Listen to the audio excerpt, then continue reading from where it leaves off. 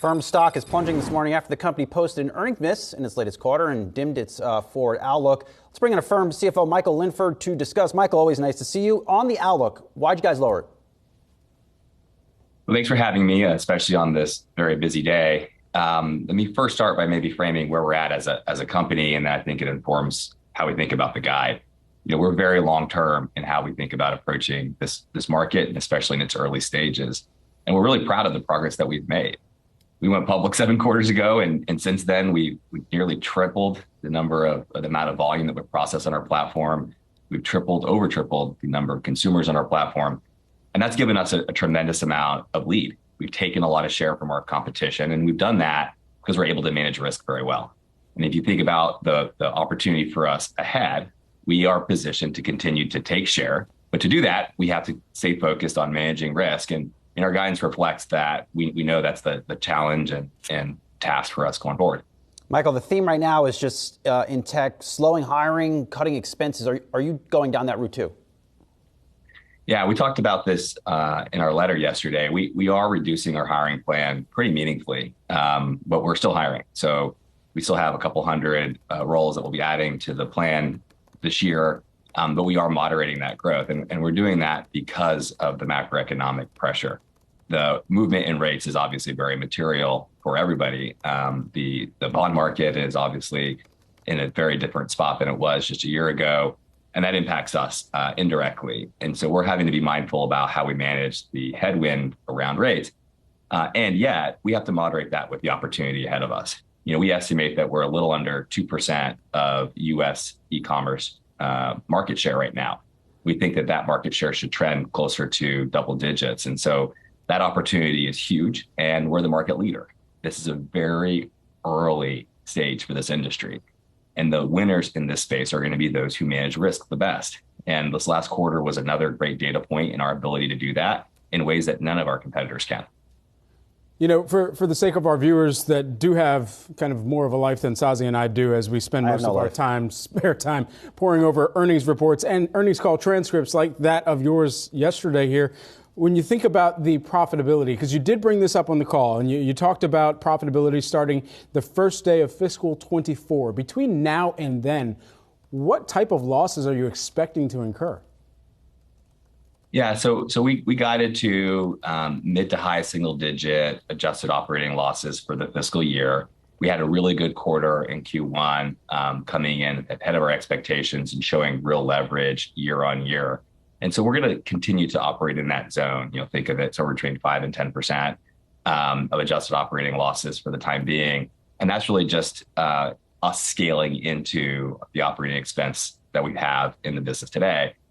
As we continue to scale into that, we'll hit next year running with, really healthy unit economics and an operating expense profile that's right sized to the level of units in the business. Michael, what's your expectation for this holiday season? We've seen consumers come out of a lot of pressure. You called out maybe a little weakness in the gross merchandise volume at some of the major retailers. What are your expectations? Yeah, when we survey our consumers, what we hear is a very different consumer than a year ago. So a year ago, consumers were thinking very much with respect to what can they get, and inventory scarcity was driving consumers to really be proactive and aggressively seeking out purchases. What's really interesting is if you look at the kinds of gifts consumers want to give this holiday season. Last year it was everybody gets one, and this year that list is being really framed in on just the close personal family. So we do expect there to be less excitement this holiday season than in prior years.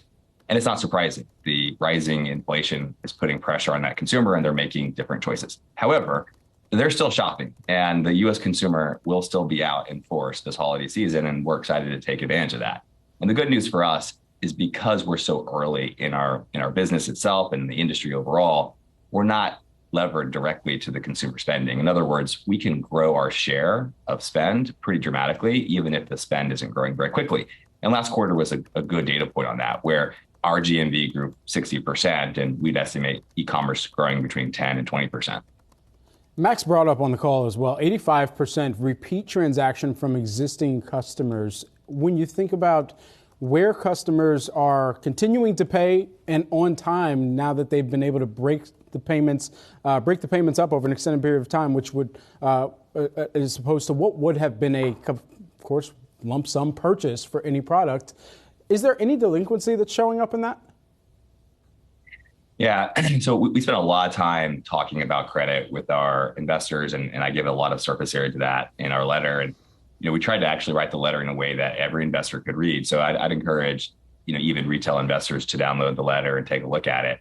The credit management at Affirm is by far the most important task for us, and we've done phenomenally well. If you look at our credit delinquency trends and compare them to either pre-COVID era, which is more normalized before a lot of stimulus went into the market, the lines are right on top of one another. You'd be hard pressed to differentiate them. And if you look at us versus other traditional financial institutions, it's very similar. You can't pick us out of the crowd. And that's by design. We control the level of loss in our business, and we're able to right size that to whatever the unit economics are.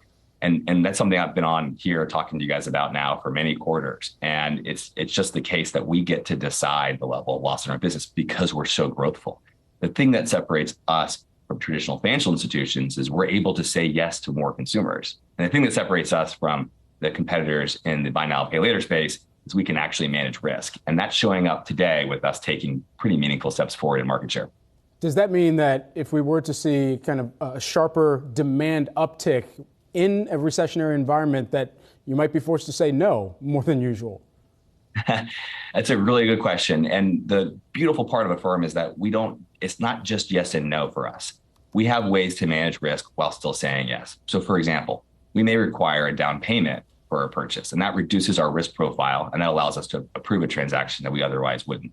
Now, yes, it does affect consumer uptake, but what's really important is for the consumers, the nearly 15 million strong consumers that we have, those consumers get a chance to get financing where they otherwise wouldn't be able to get it. And that's really important to us. We want to do everything we can to keep approving our repeat users. You cited the repeat rate. We're very proud of that. And that means that we have to keep finding ways to say yes. And because of our better risk management capabilities, we're able to say yes to that consumer in ways that our competitors can't. Affirm CFO Michael Linford, always appreciate the time spent chatting the most recent quarter with you. Thanks so much.